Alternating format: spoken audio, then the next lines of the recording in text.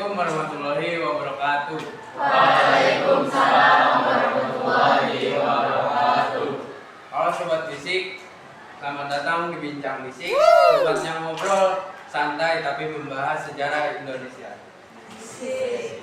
Hari ini topiknya gokil banget, yaitu perlawanan Banten di masa POC sama perlawanan Aceh di masa Belanda.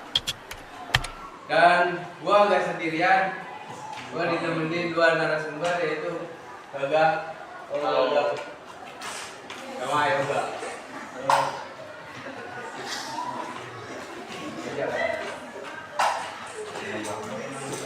Oke sip, kita langsung aja kita mulai dari latar kedatangan bangsa Eropa ke Nusantara.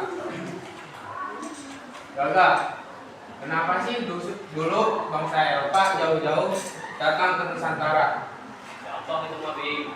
Jadi dulu itu bangsa Eropa datang ke Nusantara untuk mencari rempah-rempah. Nah, mereka itu datang ke daerah Maluku. Nah, itu kan banyak, itu ada Portugis, ada Spanyol, ada Inggris, sama Belanda. Nah, mereka ini Spanyol dan Spanyol itu dulu sempat ke Maluku, tapi kalah saing sama si Belanda yang akhirnya didirikan perusahaan yang namanya POC. Oh, berarti Spanyol itu blogger pertama nyari rempah-rempah ya? Iya, tapi bedanya tuh mereka bukan bawa kamera, tapi bawa tentara sama bawa bom. Oh, jadi terus POC ngapain aja sih datang ke Nusantara? Ya, mereka monopoli dagangan yang ada di Nusantara, terus harga rempah-rempah juga jadi diatur juga sama mereka, lalu bikin perjanjian yang itu tuh perjanjiannya tuh ngerugiin warga lokal atau warga Nusantara sendiri. Lalu ya kalau misal ada rakyat yang membantah atau misal melawan, ya bisa belah atau perang mereka sendiri. Ya, berarti ya POC licik zaman dulu. Ya, seperti itulah. Kalau sekarang ada nggak POC modern? Betul bro, makanya POC itu licik banget. Makanya banyak banget tuh kerajaan-kerajaan lokal yang jadi konvensional. Ah, bener juga bro. Sekarang ke Aceh.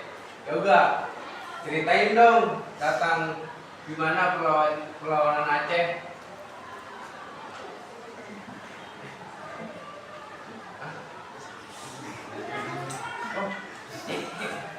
Oh salah gitu.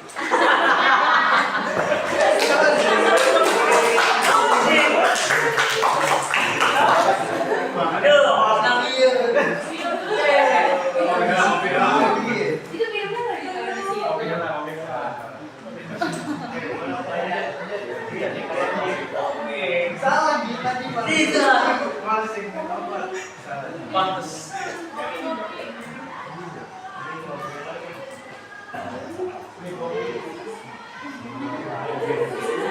Ya biar gak tegang kita mau minum apa? Ya, Pelayan.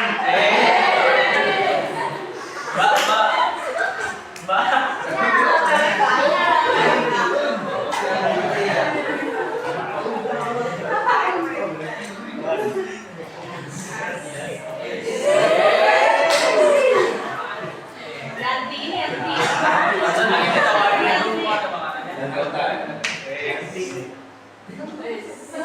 Aduh, awan jatuh, sayang. Minum. Makasih. Minum ya.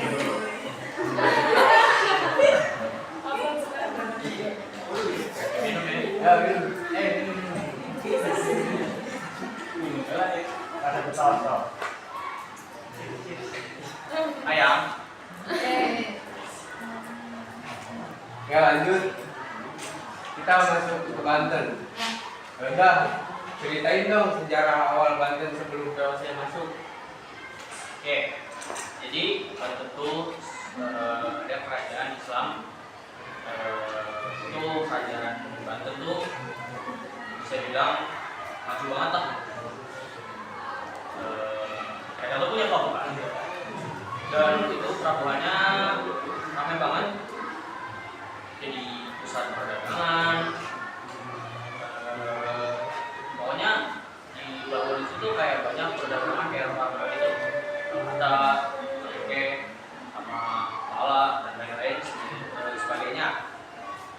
Nah, mereka juga punya hubungan baik sama Malaka, Johor, dan apa tuh? Dan pedagang-pedagang Arab yang datang. Nah, mereka tuh kayak emang wah hubungannya udah erat banget lah. Wah, berarti Banten itu tempat hubungan internasional ya? Iya, makanya POC tuh pengen banget gitu kayak menguasai Banten. Tapi rakyat Banten tuh pinter gitu, pinter, cerdas. Mereka ngerti kalau si VOC ini memonopoli dan bakal merugiin orang-orang yang ada di sana gitu. Jadi si masyarakat Banten ini menolak. Terus apa sih yang bikin VOC bisa masuk? Itu sih konflik internal, kayak apa ya? Sultan Agung Tayasa ya kalau nggak salah, Tirtayasa ini nolak VOC. Nah, tapi anaknya si Sultan Haji malah dukung VOC. Wah, itu masuk. Nah, jadi perang internal nih antara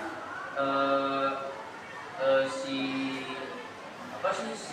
bapak sama si anaknya gitu. Jadi kayak drama keluarga ya, gitu. Sultan lawan anak sendiri, VOC masuk jadi sedikit jahat. Ya, bisa dibilang begitu, tapi di samping itu juga rakyat tetap kayak berjuang buat kayak mereka sih selalu sabotase perdagangan VOC gitu, kayak blokir pelabuhan, bahkan beberapa rakyat itu biasa ikut nyerang VOC juga secara langsung gitu.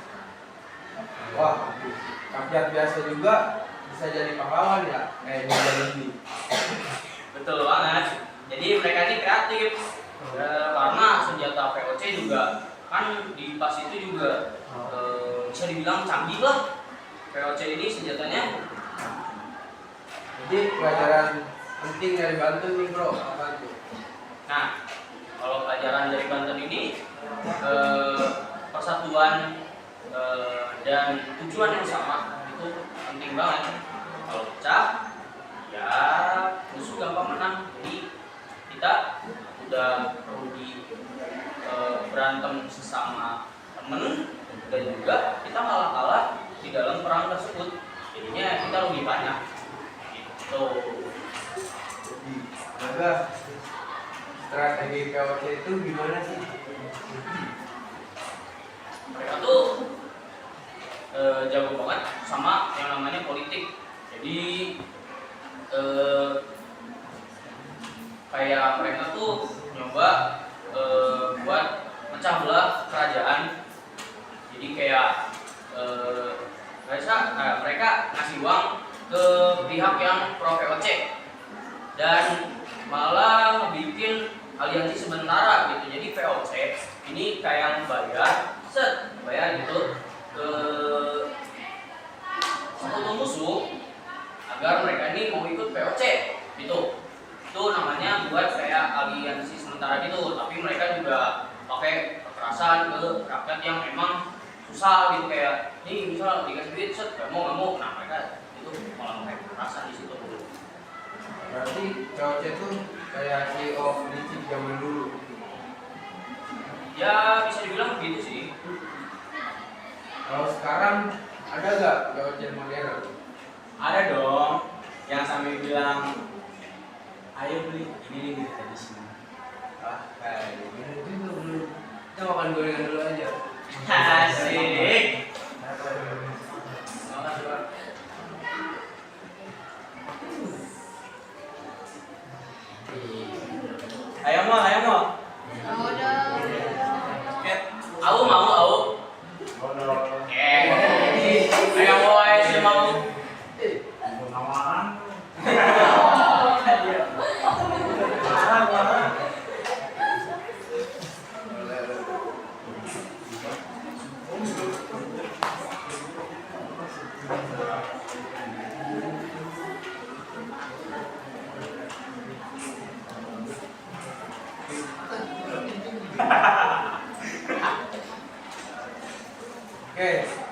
lanjut ke perlawanan Aceh.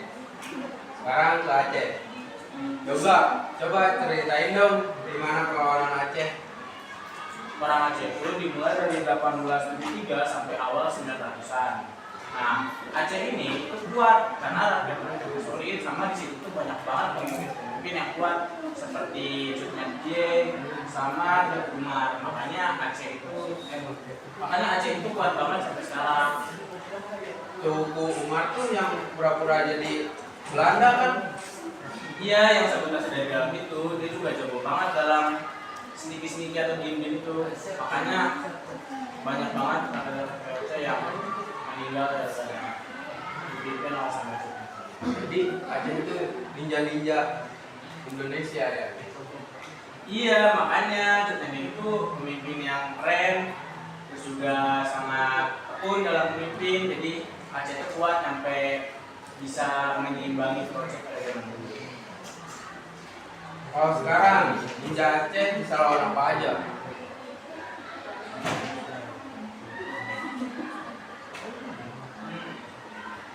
Sekarang ya susah sih, pajaknya tinggi, juga buat jualan kayak jualan itu dibatasin, terus beberapa desa juga hancur karena perang. Yang mana? Ya lu nanya yang mana? Oh, oke, ini cut ya. Malas belajar dan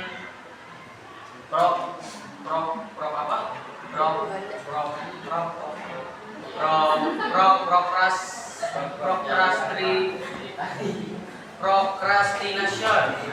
Betul banget tuh, makanya di jadi kita yang sekarang itu disiplin dan juga banyak banget yang bisa menendang segala hal. Kita lanjut aja ke kehidupan rakyat dan kolonialis. Gagal. Gimana kehidupan rakyat Banten pas POC masuk? Itu susah karena dimana selain pajak yang tinggi, dagangan juga dibatasin, terus beberapa desa juga hancur. Ya hancur ya perang, tapi rakyat ini solid gitu, kayak mereka tuh kayak wah ayo kita bikin bareng-bareng, kita mulai dari awal bareng-bareng, bikin strategi lah mereka itu, dan kadang sabotase kecil tapi efektif. Coba di Aceh juga sama kan? Iya, rakyat Aceh juga banyak banget tuh yang berkorban perang. Tapi rakyat Aceh juga berpikir kritis gimana caranya supaya menang, dan juga mereka solid gimana cara menyampaikan info dari musuh ke info di pihaknya. Kayak gitu bro. Pelajaran dari rakyat biasa nih. Semangat juang bisa datang dari siapa aja. Gak cuma sultan atau tokoh terkenal. Betul banget. Hero itu kadang muncul dari yang paling sederhana, malah munculnya itu nggak terduga. Iya, makanya pahlawan itu banyak banget tuh yang nggak dikenal jasanya, tapi maknanya sangat gede banget. Datang dulu kan. Ini ngobrolin yang lain ya. Biar panjang nih durasinya.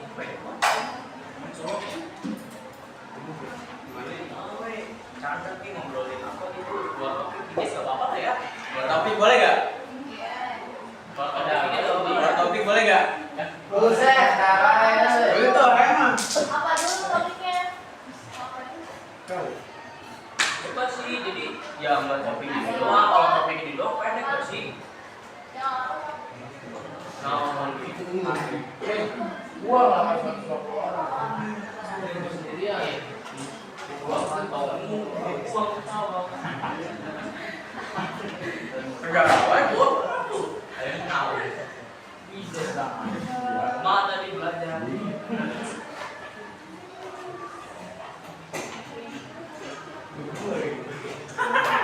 Damai.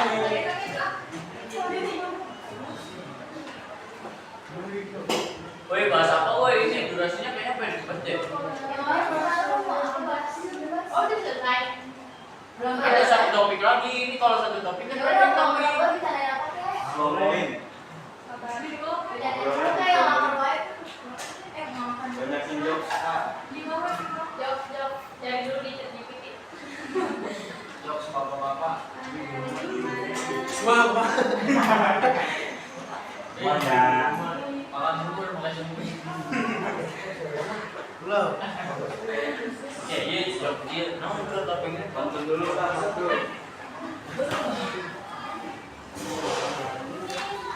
Iya, salah lagi, Kak. Ya, orang-orang yang dimanfaat.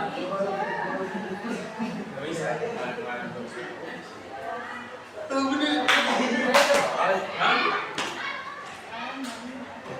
Ulang lagi.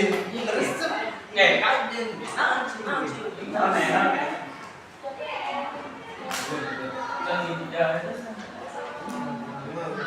Yes.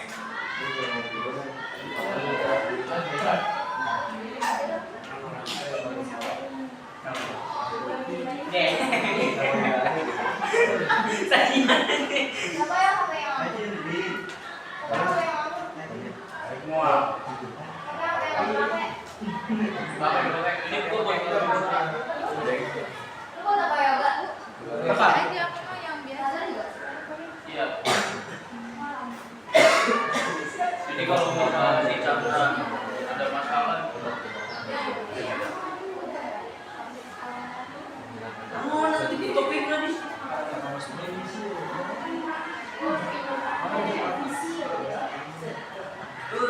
makan apa ya?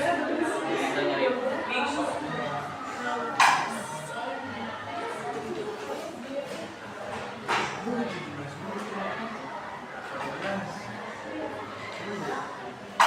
Woi, topik apa woi? Ini dong.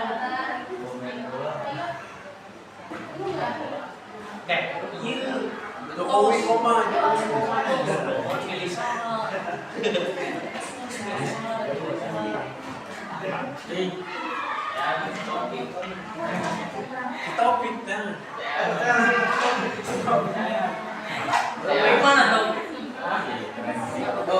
Nomer kak. Emang saya jauh.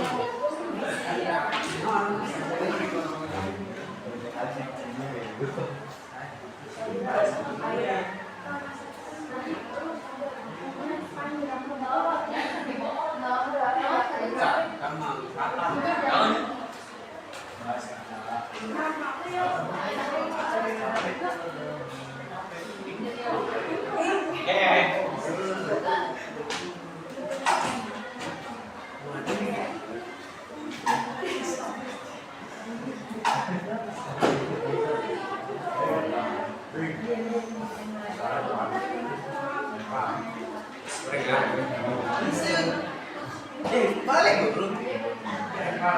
Nyanyi kan dia. Mana? Ada. Ayo gue.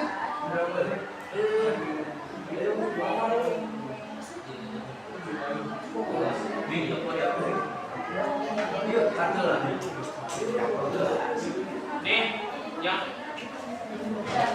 kirim di Gua apa? Di gue. gua ini.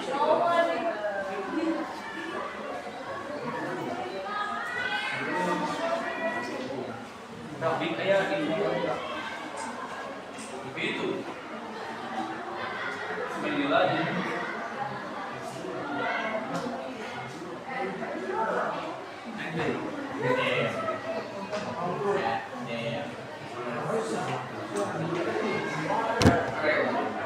Kameranya.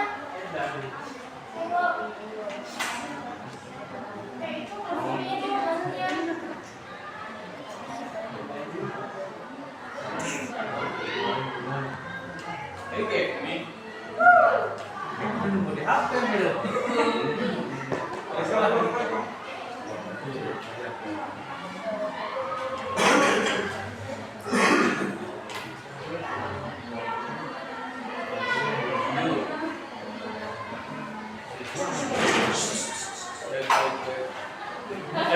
Jackson.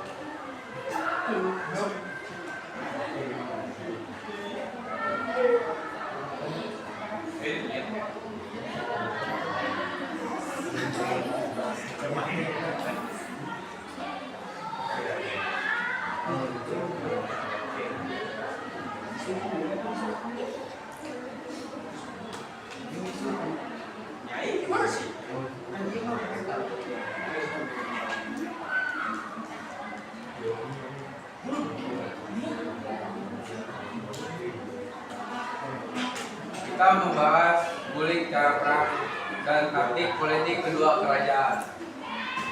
Coba kalau kita bandingin strategi perlawanan Banten sama Aceh itu mirip gak sih? Mirip di semangatnya, tapi beda kayaknya. Banten itu lebih ke perlawanan politik, jadi mereka menggunakan sama memanfaatkan politik buat serang VOC. Sama dagangan juga, sama di dagang juga. Jadi selain politik, mereka itu ada cara tersendiri buat serang VOC, tapi perdagangan. Mereka lawan monopoli VOC lewat diplomasi dan sabotase ekonomi. Sama kalau Aceh lebih frontal, malah mereka akan senjata langsung tembak. Tapi dua-duanya sama-sama efisien. Jam sulit itu. Buset. Jadi Banten itu main otak. Aceh main otot tapi taktik gitu ya. Jadi otak-otot itu jalan otot. Ya, Menurut lu ada gak sih dampak perlawanan kayak di Banten dan Aceh buat Indonesia sekarang? ada banget. Semangat nasionalisme itu asalnya dari situ, dan rakyat itu sadar kalau penjajahan cuma bikin bangsa sendiri itu malah jadi sengsara dan malah jadi tenang gitu bangsa sendirinya. Iya, perlawanan lokal juga kayak ibarat kata batu loncatan, jadi memicu semangat perjuangan supaya kita lebih merdeka dan sebelumnya. Berarti tanpa perlawanan lokal Indonesia gak merdeka dong. Bener banget itu. Mereka tuh fondasinya. Ya, setuju. Biar makin dalam bahasanya, karena dua wilayah ini sama-sama punya pengaruh Islam kuat. Kalau dilihat baik Banten maupun Aceh sama-sama kerajaan Islam, ada pengaruh agama enggak di perlawanan mereka? Betul banget bro, apalagi di Aceh. Jihad lawan penjajahan itu sangat besar menjadi semangat utama. Bahkan para ulama dari daya itu menjadi basis perjuangannya. Dan juga gitu sih, Sultan Agung Tirtayasa berjuang karena merasa VOC itu zolim, ya bertentangan sama agama Islam gitu. Berarti agama bukan cuma spiritual, tapi juga jadi bahan bakar semangat melawan penjajahan. Keren sih. Keren banget.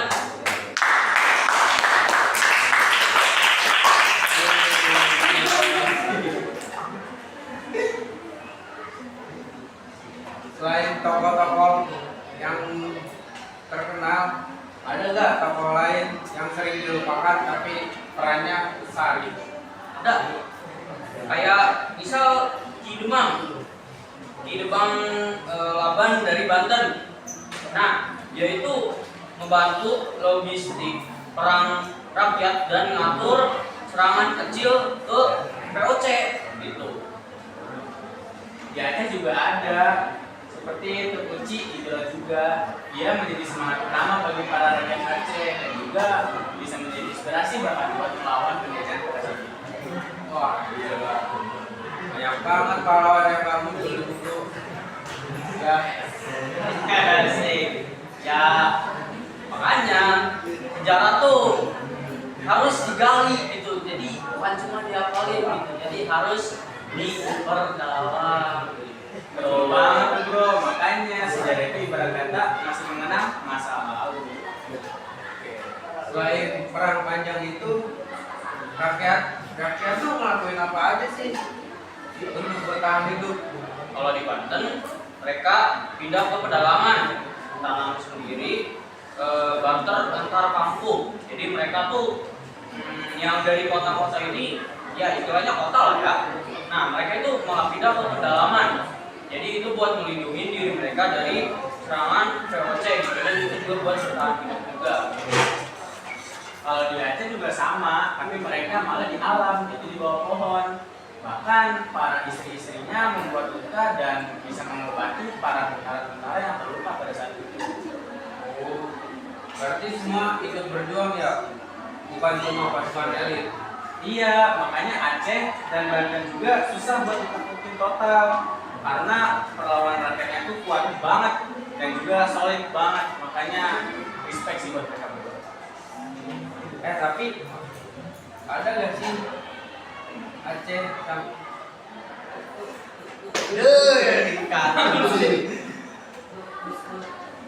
tapi antara Aceh sama Banten tuh ada hubungan gak sih waktu dulu? Ada, mereka sama-sama dagang sama Arab, sama-sama lawan monopoli, mungkin nggak kontak langsung, tapi spiritnya sama dan memang banyak banget kesamaan mereka. Iya, bisa dibilang juga Banten juga menjadi teman spiritual lah. Walaupun jauh, mereka masih punya musuh dan juga tujuan yang sama, yaitu ingin berbeda. Wih, keren banget.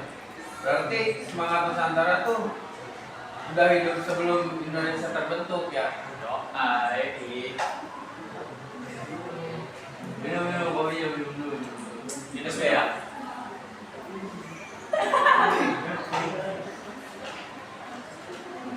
Kalau lo berdua hidup di masa VOC dan Belanda, lo bakal gimana?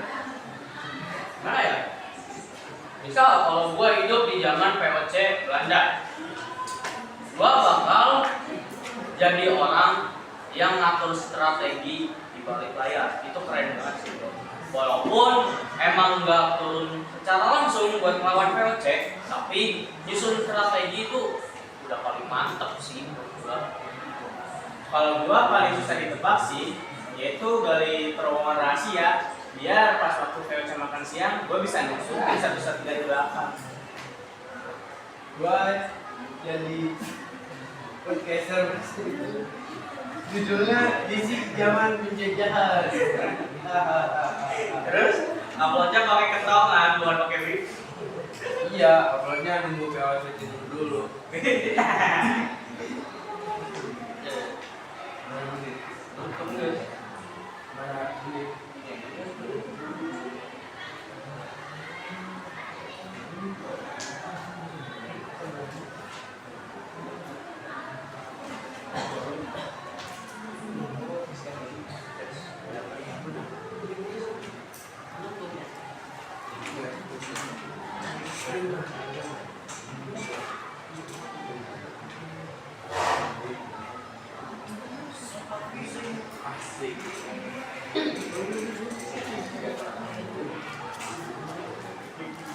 Jadi sobat bisik, kesimpulannya dari Banten sampai Aceh, rakyat Indonesia gak pernah tunduk.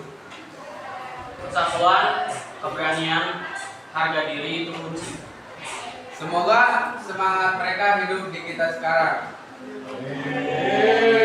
Belajar sejarah boleh sambil ketawa kok, nggak harus tegang-tegang amat. Betul, bisa jadi inspirasi sambil senyum-senyum dan juga mendapat pelajaran dari zaman dulu. Oke, sobat bisik, makasih banget udah dengerin. Kali ini sampai jumpa di episode Studio Bisik. Bye bye. Dadah.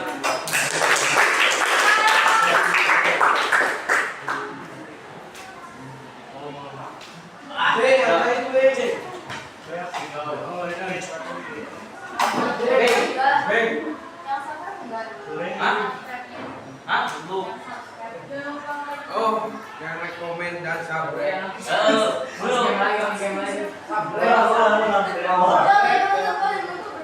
Ulang dari penutup. Ulang dari penutup. Ulang dari penutup nih. Ya burung. Ulang.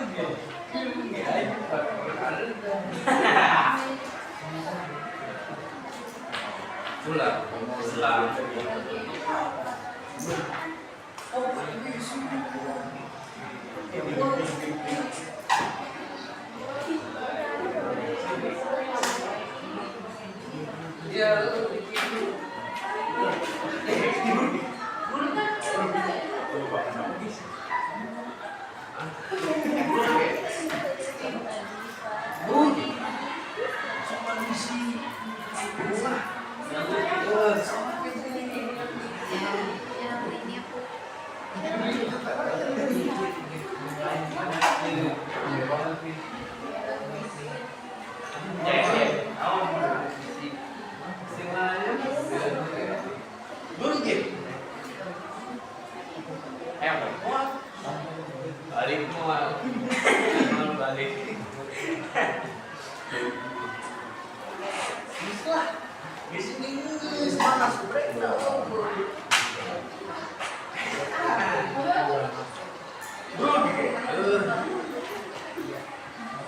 Sobat Fisik, kesimpulannya dari Banten sampai Aceh, rakyat Indonesia gak pernah tunduk.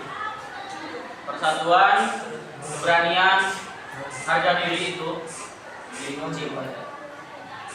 Dan juga jangan sampai VOC zaman modern itu muncul lagi seperti malas belajar dan juga nggak peduli sama sosial media. Semoga semangat mereka hidup di kita sekarang. Jadi, belajar sejarah itu boleh kok sambil ketawa-tawa, ya harus juga aman. Bener banget tuh, apalagi bisa jadi inspirasi sambil mengenang jasa-jasa para pahlawan yang telah gugur. Oke Sobat Fisik, makasih banget udah dengerin dari awal sampai akhir. Sampai jumpa di episode berikutnya dari Fisik Bincang Asik. Jangan lupa subscribe dan like. Ayam makan. Nih. Lagi di